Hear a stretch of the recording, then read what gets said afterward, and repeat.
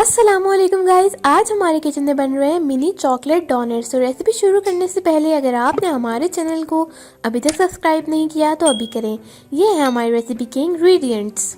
यहाँ पर हमने यीस्ट ले लिए, 1 टेबल स्पून शुगर ले लिए। हम हर चीज़ में शुगर ऐड करेंगे तो मैं साथ साथ बताती रहूँगी। Pinch of salt, vanilla essence 2 to 3 drops, दूध आपको चाहिए, बटर चाहिए 50 ग्राम्स, एक अदद आपको अंडा चाहिए, कस्टर्ड चाहिए, ये वनीला कस्टर्ड है 2 टेबल स्पून, कोको पाउडर चाहिए 1 टेबल स्पून, 2.5 कप्स आपको मैदा चाहिए और आपको पानी चाहिए।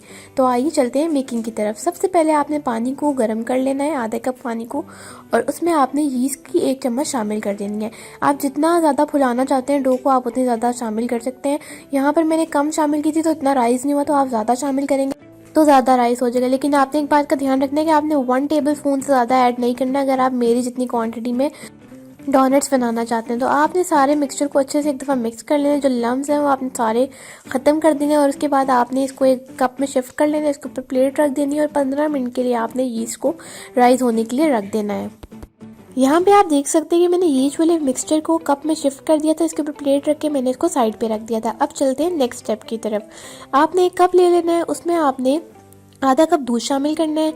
उसके अंदर आपने शामिल कर देना 1 table spoon custard powder, vanilla custard powder, और 1 टेबल स्पून आपने कोको पाउडर शामिल कर देना है, और 2 टेबल स्पून आपने इसमें चीनी के शामिल कर देना है। इस सबको शामिल करने के बाद आपने अच्छे से इसको मिक्स कर लेना है। ऐसा करने से हमारी कस्टर्ड में लम्स नहीं आएंगे। तो हम एक पैन ले लेंगे, पहले आधा दूध हमने एक कप में शामिल कर लिया था, आधा कप, और उसके बाद 1 कप दूध हम अपने पैन में शामिल करेंगे। दूध को आपने गर्म होने देना है और फिर आपने वो सारा मिक्सचर जो हमने बनाया था उसको छान के आपने डाल लेना है ताकि लम्स ना आए। तो आपने एक दफ़ा इसको मिक्स कर लेना है, और इसमें क्योंकि कॉर्नफ्लोर ऑलरेडी होता है तो ये गाढ़ा होना शुरू हो जाएगा। तो यूँ हमारी कस्टर्ड चॉकलेट बन के तैयार है। ये आप डोनट्स के अंदर फिल करके भी खा सकते हैं और डोनट्स के ऊपर लगा के भी खा सकते हैं। अब चलते हैं डो की तरफ। सबसे पहले आपने एक पैन में शामिल कर लेना है 2.5 कप्स मैदा शामिल करने के बाद आपने इसमें शामिल कर देनी है 2 पिंच सॉल्ट की, और कास्टर शुगर 2 चम्मच आपने शामिल करनी है। यूँ दानों वाली शुगर मत ऐड करिएगा वरना डो थोड़ी ख़राब हो जाएगी। इसके बाद आपने बटर ले लेना है, 50 ग्राम्स बटर है। आपने इसको मैदे के साथ अच्छे तरीके के साथ मिक्स कर लेना है। ये जो बटर है ये रूम टेम्परेचर पर है, तो आप जैसे ही इसको मैदे के साथ ब्रेक करेंगे तो अच्छे से मिक्स होना शुरू हो जाएगा, और आपने इसको पूरे तरीके से मैदे में हल कर लेना। आपने मेल्टेड बटर नहीं लेना, इस तरह आपने रूम टेम्परेचर पर सॉफ्ट बटर लेना है और उसको मैदे के साथ आपने मिक्स कर लेना है। फिर आपने इसमें एक अदद अंडा शामिल कर देना है। आप अंडे में 2 टेबल स्पून शुगर मिला के भी ऐड कर सकते हैं, अगर आप मीठा कम रखना चाहते हैं तो आप उसमें शुगर मत शामिल करें। अब जो हमारा यीस्ट वाला मिक्सचर था आपने एक दफ़ा उसको मिक्स करना है और उसके मिक्सचर को ऐड कर देना है। जब हमने सारी चीज़ें ऐड कर ली हैं तो अब आपने अच्छे से सबको मिक्स कर लेना है, और जिसकी एक बिल्कुल सॉफ्ट सी डो आपने बना ली है। डो ऐसी हो कि वो आपके हाथ से स्टिक हो रही हो, ठीक है। तो ये आप देख सकते हैं हमारी डो बिल्कुल अच्छे तरीके से तैयार हो चुकी है। डो का टेक्सचर ये होना चाहिए। अब उसके बाद आपने खुला बर्तन लेना है, उसमें 1 टेबल स्पून ऑयल डालना है, और ऑयल को अच्छे से आपने पूरे जो बर्तन है उसमें स्प्रेड कर देना है, और फिर जो हमारी डो है वो आपने उसके अंदर रख देनी है।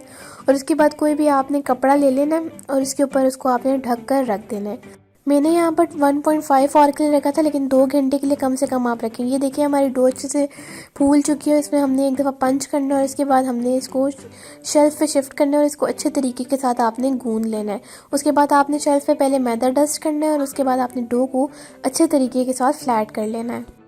पहले आपने हाथ के साथ इसको थोड़ा बहुत फ्लैट करना है ताकि आपके हाथ से चिपकना बंद हो जाए। उसके बाद आपने इसको अच्छे से बेल लेना है। यहाँ पर आप इसको जितनी थिकनेस आप डोनट की रखना चाहते हैं आपने उसको उतना बेल लेना है। यहाँ पर आपने देखेंगे कि मैंने बिल्कुल नॉर्मल थिकनेस रखी थी। मेरी एक डो में से तकरीबन 7 से 8 डोनट्स निकल आए थे। फिर यहाँ पर मैंने कोई कुकी कटर वगैरह नहीं लिया, एक कप लिया और उसकी एजेस से मैंने सर्कल्स को कट कर लिया है। तो आगे आप देख सकते हैं कि यहाँ पर मेरे 6 डोनट्स बन के तैयार हैं। इसके ऊपर से मैंने जो एक्स्ट्रा डो थी उसको उतार लिया था, उसको वापस बेल के वापस मैंने उसमें से डोनट्स निकाल लिए थे। और अब इस डोनट्स को आप ऐसे भी फ्राई कर सकते हैं और इसके अंदर चॉकलेट फिल कर सकते हैं, वरना आप इसके बीच में एक होल कर देंगे किसी भी छोटे बॉटल के ढक्कन से, तो आप इनको दूसरी डोनट्स की भी शेप दे सकते हैं। तो आपकी मर्ज़ी है। ये देख सकते हैं इतने से मिक्सचर से मेरे काफ़ी ज़्यादा डोनट्स बन गए थे। फिर आपने ऑयल को मीडियम गर्म कर लेना है ताकि जब आप डोनट डालें तो वो एकदम से ऊपर आ जाए, फिर आपने स्पीड को स्लो कर देना है। यहाँ पे मैंने डोनट जैसे ही डाला तो वो ऊपर आ गया था और वो हल्का हल्का राइस होना शुरू हो जाएगा। मैंने यहाँ पे यीस्ट कम डाला था काफ़ी, तो वो ज़्यादा राइस नहीं हुआ। आपने यीस्ट 1 टेबलस्पून डालना है। यहाँ पर आप देख सकते हैं हमारे जो डोनट्स हैं वो बहुत अच्छे तरीके के साथ फ्राई हो चुके हैं। उसके बाद जो हमारा चॉकलेट वाला मिक्सचर था आपने उसको थोड़ा सा गर्म कर लेना है और उसके बाद डोनट्स को उसमें डिप करना है ऐसे। अगर तो आपने चॉकलेट फिल डोनट्स बनाने हैं तो आप इनके अंदर होल नहीं करेंगे, आप डायरेक्ट इनके फ्राई होने के बाद एक पेंसिल से इसमें गैप करेंगे और उसमें ये सारे चॉकलेट फिल कर देंगे।